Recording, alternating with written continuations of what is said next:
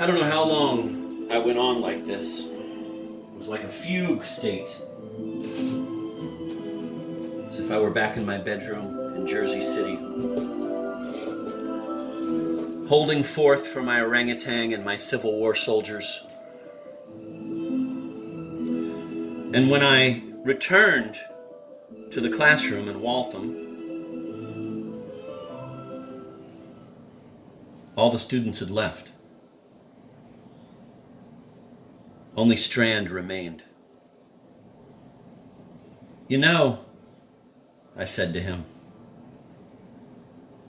"I was originally going to entitle the poem Kamikaze, but I thought that might be a little too on the nose." "Nonsense," he said, with a snort of laughter. "With the possible exception of Eat Me, I Hate Everyone in This Fucking Class, what else could you possibly call it?" And then he said, and this is something I remember so vividly, something I really appreciated and would ruminate upon for a long time to come. He said,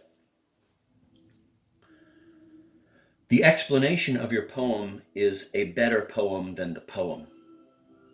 It's even more insane."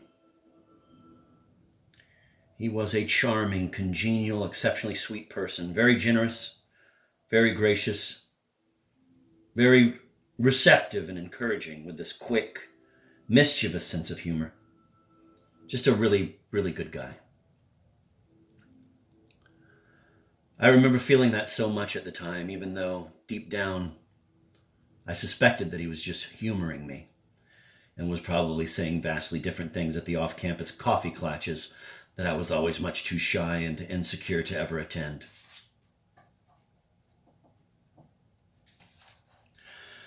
But he also knew, and that he knew is something I've surmised in retrospect, that there was something up with me, that there was something going on psychologically.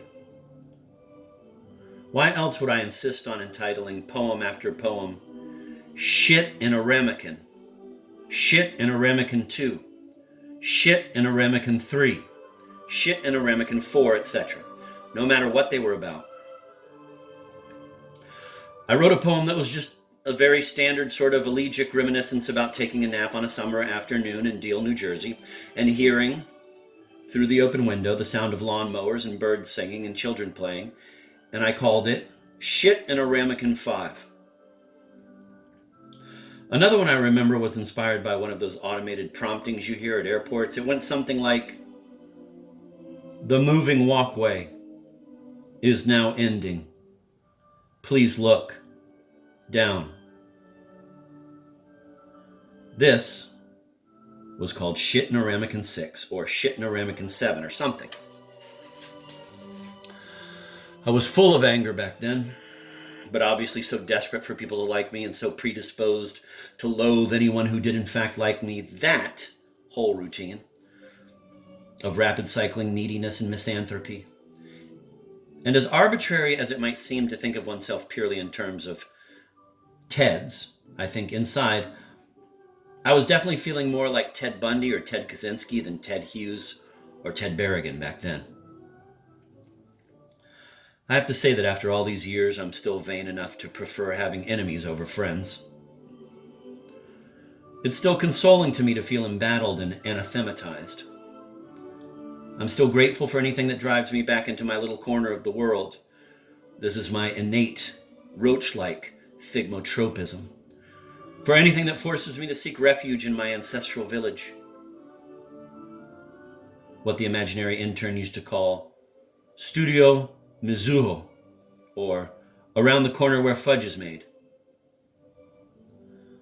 The primordial matrix of the mind, the ancestral home of the mind, what the 15th century no playwright Comparo Zenchiku called the circle of emptiness, Kirin.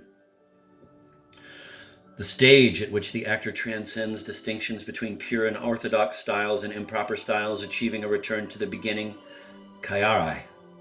The highest indescribable experience, which expresses nothing. And, of course, this is that very place within one's mother's arms, that very circle formed by one's mother's arms. And I still believe that there are two basic kinds of people who cultivate the narcissistic delusion of being watched at all times through the viewfinder of a camera, and people who cultivate the paranoid delusion of being watched at all times through the high-powered optics of a sniper's rifle. And I think I fall, and have always fallen, into this latter category. But the ridiculous thing about being an angry young man, or at least an angry young Brandeis freshman, is that you don't even know yet how much there is out there to actually be angry about. Things are still fairly idyllic at that age. You have no idea yet the extent to which life really is shit in a ramekin. A week or so later, I had one last meeting with Strand, just the two of us in his office. Do you know that the band Roxy Music has a song out called Do the Strand? I asked him. He seemed genuinely perturbed by this. What? I need to contact my attorney immediately, he said, waiting for my distress to register before cracking up. He really could be such a funny guy. I told him I wanted to quit the class, and he said, I don't blame you. I felt so relieved, so safe at that moment, that I confessed to him my lifelong love of Mickey Mantle and Jackie Gleason. And I remember I started to cough, and Strand asked me if I was okay, and I said, I've been choking on the same stupid piece of barley since lunch. And he opened a small bottle of Pellegrino for me, and no, I'm sorry, oh my God, they're going to confiscate my nonfiction at the food court membership card here. It was Orangina, not Pellegrino. One of those little 10-ounce bottles of Orangina. So I took a couple of sips, which helped a lot. And I don't remember how we got around to the subject of Popeye. Maybe it was via Ashbury's Sestina farm implements and rutabagas in a landscape. And I'm not sure if I actually mentioned this to Strand at the time or not, but I think when most people visualize Popeye, the first thing that probably comes to mind is his can of magic spinach, which made him, for all intents and purposes, the first celebrity user of performance-enhancing drugs. Or the battleships and the turbines and the atomic bombs superimposed on his swollen biceps. Or his cri de guerre, I am what I am, and that's all what I am. Which, in its concision, transparency, and tautological plenitude, remains the first and greatest constructivist autobiography. But he also had a very beautiful way of speaking, particularly of speaking to himself, his muttering. It was this streaming, autobiographical play-by-play overlaid with all sorts of commentary and theorizing. This meta-mutter, the soliloquy of an electrolarynx, a sort of free jazz didgeridoo solo. It's kind of like what Strand has said to me the previous week in class about how the explanation of my poem was a better poem than the poem. I think Popeye's muttering is the explanation of his poem. This is very similar to something the imaginary intern and I used to call, quote, singing all the parts, end of quote. If you ask someone, and I'm just picking a song I happened to hear on the radio in the car on the way over here tonight, do you like that Michael Jackson song, Black and White? And she's like, I don't know it. How's it go? You try to do the song for her, to recreate it for her.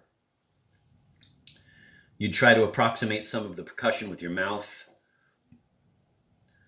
To whatever extent you could do that, a little bit of beatboxing. And then you'd lay in that guitar riff.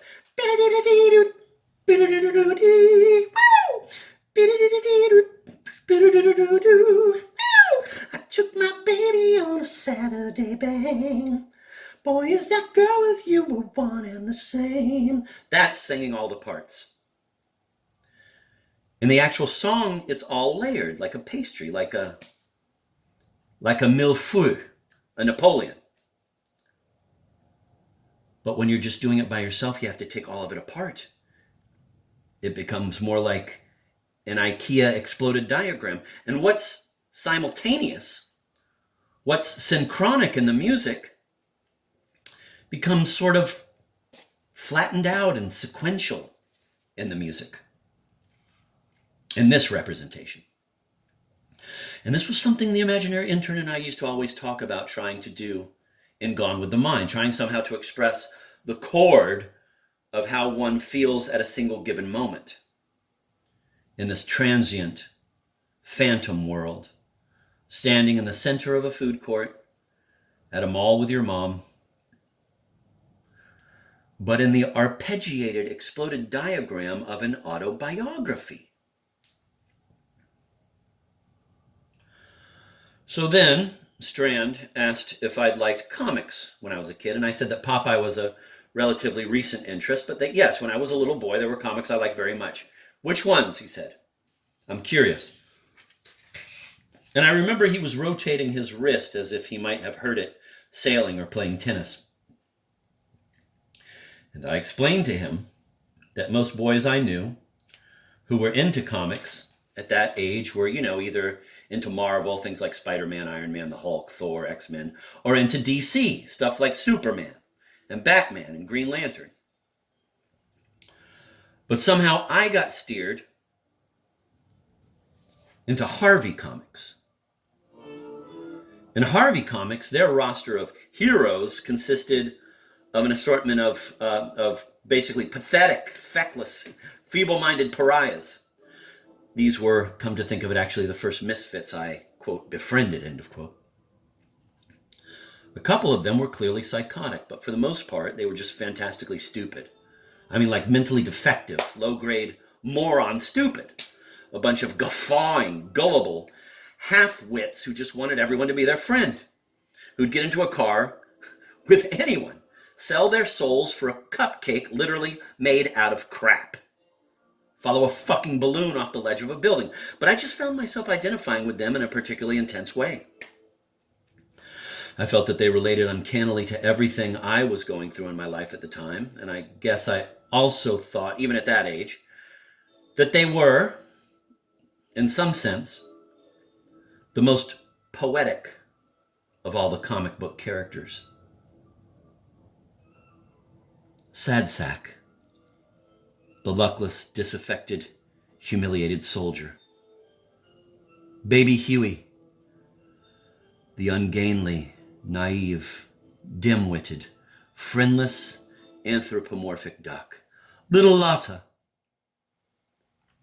a homely, obese girl whose insatiable gluttony gave her superhuman strength, which she'd use to help people who still found her completely revolting. Hot Stuff, a devil baby who wore asbestos diapers. And, of course, Casper, the friendly, cloyingly obsequious ghost. I just really connected on a very deep level with these characters. And the question is, what was it inside me? What gnawing void or strangulated loop of psyche had produced such a strong feeling of fellowship with a lonely, anomic army private and latent spree-killing tendencies? A retarded duck, a bullied fat girl, an incontinent demon, and a desperately ingratiating dead child.